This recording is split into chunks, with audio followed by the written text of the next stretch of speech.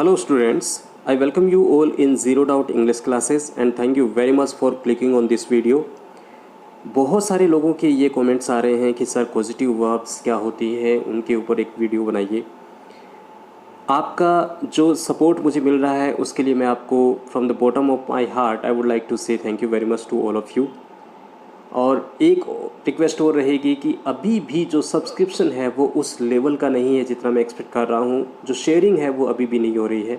तो ये मेरी हम्बल रिक्वेस्ट है आप लोगों से, प्लीज़ इसको अपने दोस्तों के बीच में शेयर भी कीजिए और उनसे रिक्वेस्ट कीजिए कि इस चैनल को सब्सक्राइब करें। So today we will study about positive verbs. सबसे पहले पॉजिटिव वर्ब्स के बारे में जानने से पहले अपने को ये जानना ज़रूरी है कि वर्ब होती क्या है। वर्ब आपने सुना होगा कि एक्शन वर्ड्स होते हैं, उनको अपने वर्ब बोलते हैं। वर्ब देखिए बहुत बड़ा टॉपिक होता है, अगर वर्ब के बारे में डिस्कस किया जाए तो पूरा दिन निकल जाए, इतनी बड़ी टॉपिक है वर्ब। वर्ब आपने सुना होगा कि मेन वर्ब होती है, हेल्पिंग वर्ब होती है, ट्रांजिटिव वर्ब होती है, इंट्रांजिटिव वर्ब होती है, रेगुलर वर्ब होती है, इरेगुलर वर्ब होती है। बहुत सारी वर्ब्स होती हैं जिनके बारे में अपने को स्टडी करना होता है इंग्लिश लैंग्वेज के अंदर।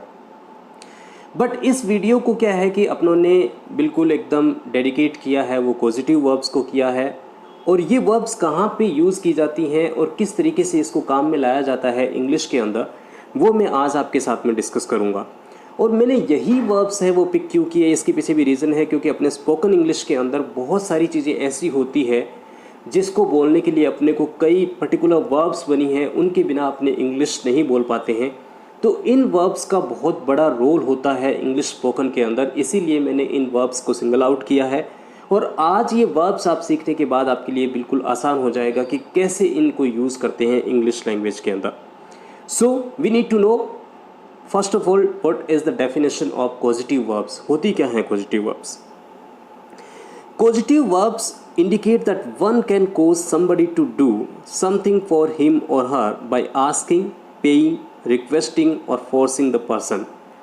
अब ये क्या है कि मैं आपको एक बिल्कुल लेमैन की लैंग्वेज में बता देता हूँ कि पॉजिटिव वर्ब्स होती क्या है। कोज का मतलब क्या होता है? किसी के लिए किसी भी चीज़ का रीज़न बनना, कोई कारण बनना।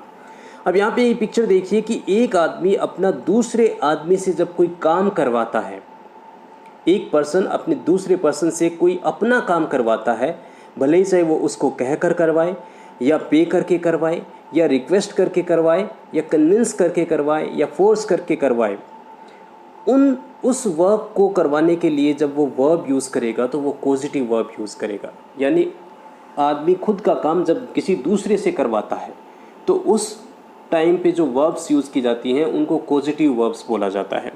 आई होप कि ये डेफिनेशन आपको समझ में आ गई होगी।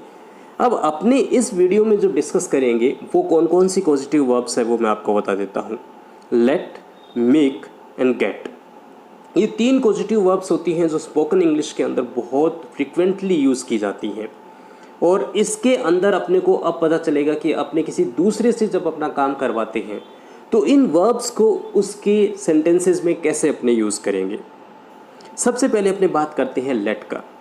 लेट का सबसे पहले अपने को ये समझना ज़रूरी है कि मीनिंग क्या होता है।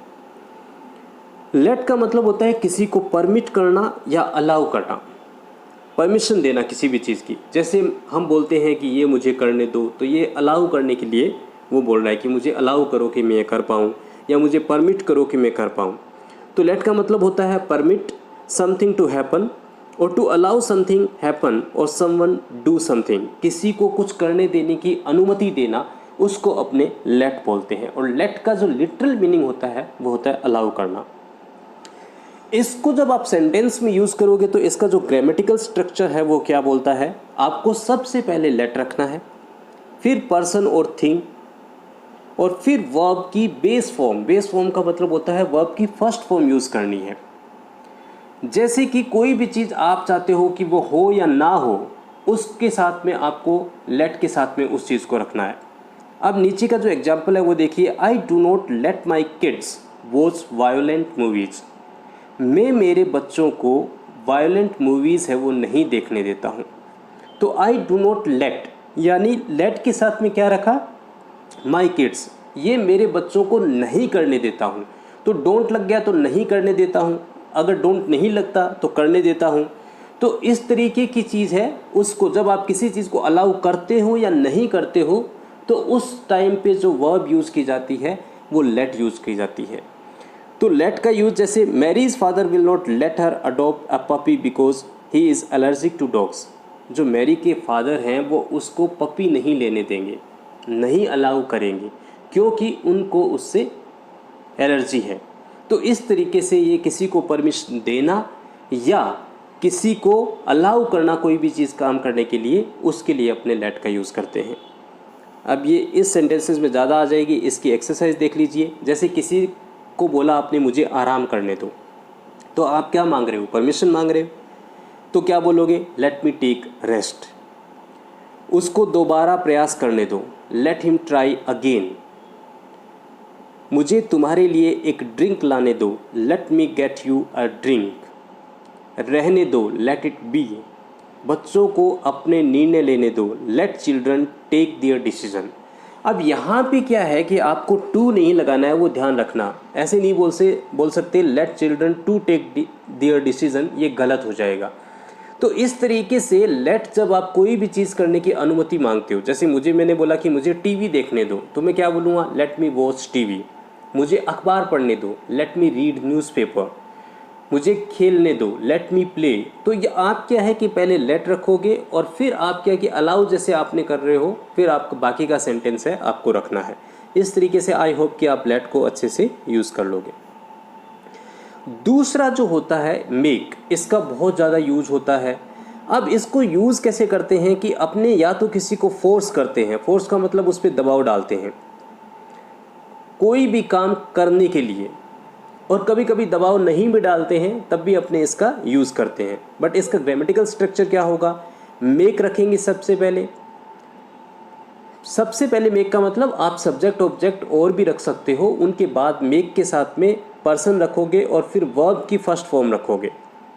जैसे कि ये सेंटेंस देखिए, the teacher made all the students री राइट देयर पेपर्स। टीचर ने सारे स्टूडेंट्स को पेपर है वो वापस से लिखवाया, यानी टीचर ने स्टूडेंट से काम करवाया। तो टीचर अपना काम किससे करवा रहा है? स्टूडेंट से करवा रहा है। Because the first draft were not acceptable. तो बच्चों से काम करवाने का काम कर रहा है टीचर, तो टीचर ने किसका यूज़ किया? मेक का यूज़ किया। My brother made me cry.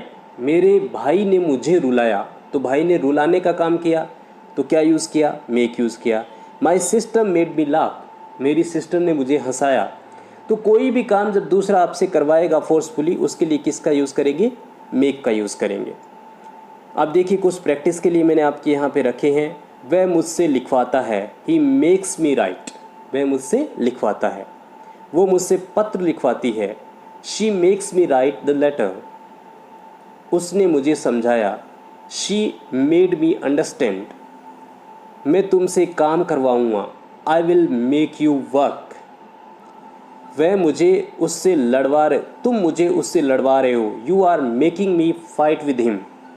जब आप किसी को फोर्स करते हो कोई भी काम करने के लिए, तो अपने मेक का यूज़ करते हैं।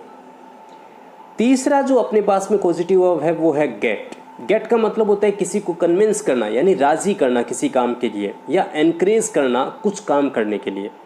तो इसका जो स्ट्रक्चर होगा वो क्या होगा? Gate plus person plus two plus verb.